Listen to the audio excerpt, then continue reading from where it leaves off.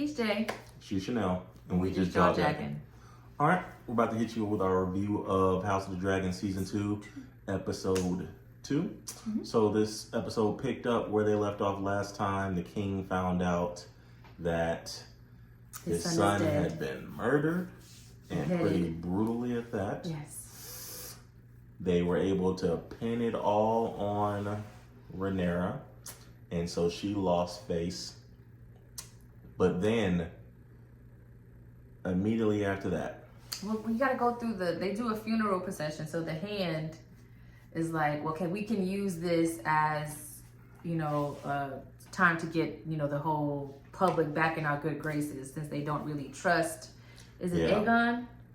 Yeah, they think some people feel that he stole the crown. He stole the crown and all that. So they use this as, pity the queen and the king. They lost their son. And Rhaenyra did it. She's a monster. She's a monster. She's a baby killer and all that stuff. Infant killer and all that stuff. So the hand he's very smart. And that's how you have to be. I don't like the hand. He's very clever. Yeah, that's how you have to be. Hightower. To be in that type of position. You have to be able to see the big picture. Yeah. And set your emotions to the side for the greater good. So they do that. That works. So the people are on their side. Rhaenyra's worried about losing backing and stuff or whatever. So it works. Mm-hmm. But then Aegon goes and murders all the rat catchers. Yes, because they catch blood and blood rats out cheese. Yeah, but he doesn't know his real name. He doesn't know his real name. He just says that he's a rat catcher. Yeah, and he's like, I couldn't pick him out. So Aegon takes. I was like, okay, well, I'll just kill all of the rat catchers. And instantly undoing all the goodwill. All around the castle or the town. Yeah, all around the castle. Which instantly undoes all the goodwill that he just gained from the public. Because he just killed all these innocent men. Yeah. And not only did he just kill all these innocent men, but like Otto Hightower told him, he was like, these people had families. Mm-hmm. They had children. Yeah. They had... So now, basically, how you felt... Because this one thing was done to you. Now all of them people feel that about you. So now so he was like, you're basically, you're an idiot. And he called him a fool. He called him a fool. He did. He's like, you are a fool. You are just working double time to ruin every plan I set up in place. Yes. So then Aegon, he's getting too big for his britches. Because the last episode, the little cripple guy with the little foot fetish. Yeah. He put it in his ear that he needs a new hand. All right, so his grandfather chastises him, who's the hand, and then Aegon's like, you know what? I don't need you. I need a new hand. It's time for some new. So then he just gives it over to Kristen. Because Kristen has this bright idea. So in the first season, there were two twins, Eric and Aeric, who both were at King's Landing, correct? Mm-hmm. And then once Alicent took the throne or whatever. Yeah, once they split. And then Rhaenyra went back to Dragonstone. Eric with an E went to Dragonstone with Rhaenyra, and Aeric stayed in King's Landing with the king. Right, so they were split, yeah. And so Kristen Cole has the bright idea to send Aeric, the Eagle's Landing, the King's Landing knight, to Dragonstone to pretend to be his twin brother. And try to kill the queen. Try to kill Rhaenyra, who now the whole castle's on high alert because, that just doesn't make any sense. Like, why would you? Anyways, so that fails though. Miserably. That fails. So Aegon was like, "Oh well, I don't need you," because Kristen Cole had this bright idea to send Aeric over there, and and Otto Hightower was like, "You sent him alone."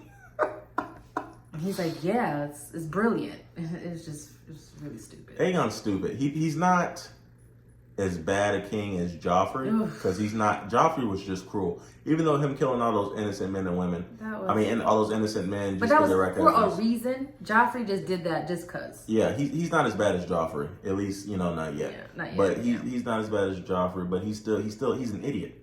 And he didn't even want to be king. Like, he never wanted the responsibility. Mm-hmm. He just wanted to just chill. He didn't want that. So now he's starting to kind of like it. He's like, oh, okay, well, I'm king. So he's kind of like growing into it. But he's an idiot. And the hand, which is his grandfather, is like, you're an idiot. And then, so he's trying to like help him, but then he keeps spitting in the face of all the help. Yeah. You know, so then he gets into it with his grandfather. He's like, you know what? His grandfather's leaving. He's like, you know what? Give me back the little pen. And he makes, you know, Sir Kristen his new hand. That's gonna fail miserably. It is. That's gonna fail miserably because he's not a hand type. Plus, I think the cripple wants that spot. Little cripple guy. Yeah. And Otto Hightower as well wants that spot. So then Otto was like, you know what? Fine. I'm about to leave. He tells his daughter, he's like, Allison, look, I gotta go. Then his daughter tries to confess what she's been doing, and he's like, I don't want to hear it. Like, I ain't got time for it. He's like, she tried to confess to Helena too, and Helena was like, look, this is for my son's funeral. Yeah, I ain't trying to. That girl don't know about. So Allison's got this guilty my son conscience. is dead. I don't care. And she's trying to, you know, come out the closet about her having this affair with Sir Kristen. People probably already know about it anyway. Yeah, people, but don't nobody even care. Her daddy was like, listen, the girl, I don't want to know. I don't care. I don't need to know. I don't even want to know. You keep it to yourself. All right, whatever you're doing, you just keep it to yourself.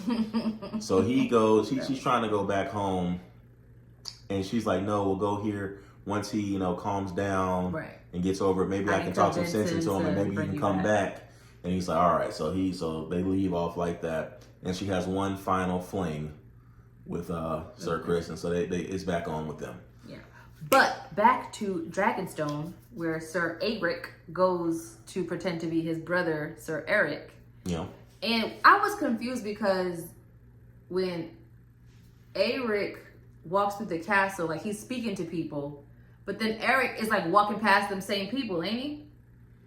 I don't think he's walking past the same people, but he's walking past some people. And I was like, how did they not notice? If you work, I just saw this dude 2 seconds ago go in this direction, and he coming from like I don't understand. But like if you work somewhere and you've been working with somebody and you saw them come and you wouldn't think anything of it because everybody's walking and going back and forth all day or whatever. Maybe you wouldn't even think about it. But yeah. And so I guess Eric kind of sensed. So Eric sneaks into the queen's room and somehow locks the door. Is able to lock the door from the outside. Yeah, he takes the key. And he comes in, and the queen is Rhaenyra is laying down, I guess, about to go to sleep. And somehow Eric senses his twin brother near and comes in through the other side. And they start fighting. And because they are identical twins, you don't know who is who.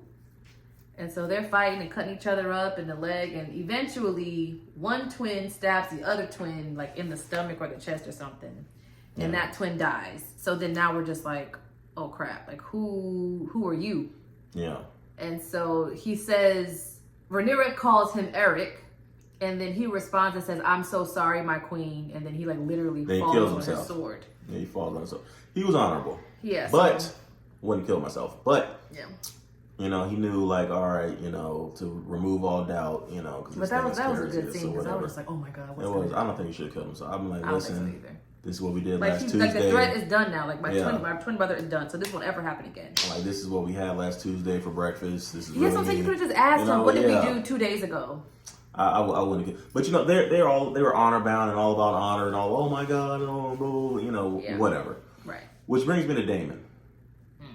Because Daemon got into a spat when the queen found out. All over this episode. None of this is in order. It don't matter.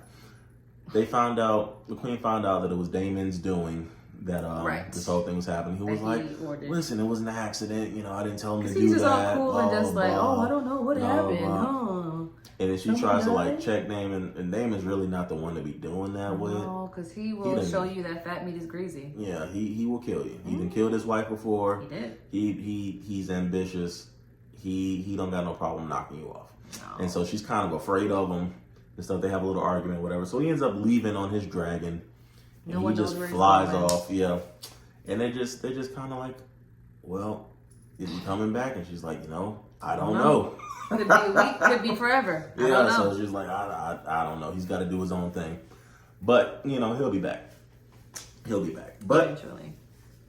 That is, and Daemon's still my favorite character.